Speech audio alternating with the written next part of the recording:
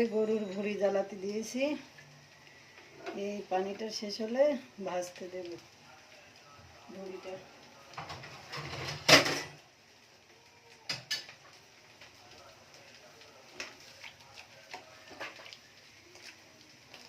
তেলে ভেজে রসুন আদা ঝাল দিয়েছি, পরে পেঁয়াজ দিয়ে ভেজে করব।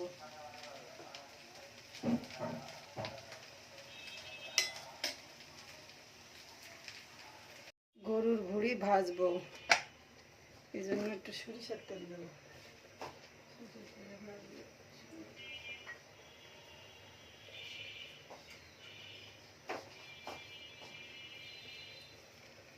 সরিষার তেল,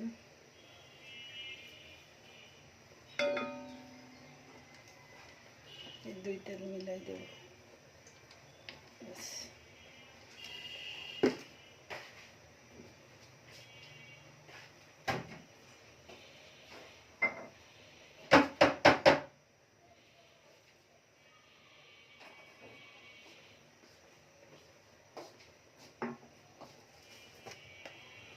একটু জিরা,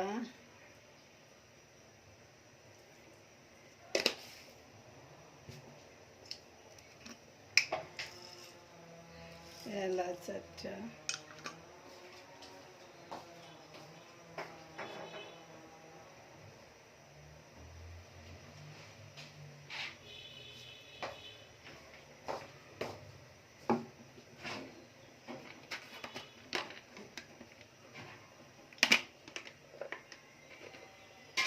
দুইটা দারুচিনি,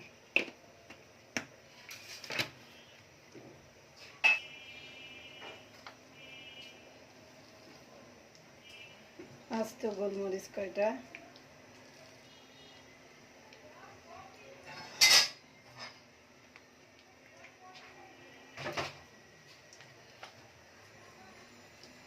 লবঙ্গ দিয়েছি, এই যে পেঁয়াজ,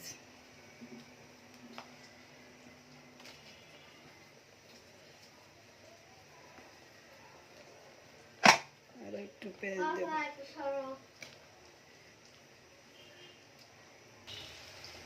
ভুঁড়িটা এই পেঁয়াজের মধ্যে দিয়ে দেবো, ভুঁড়িও ভাজা হবে পেঁয়াজও ভাজা হবে।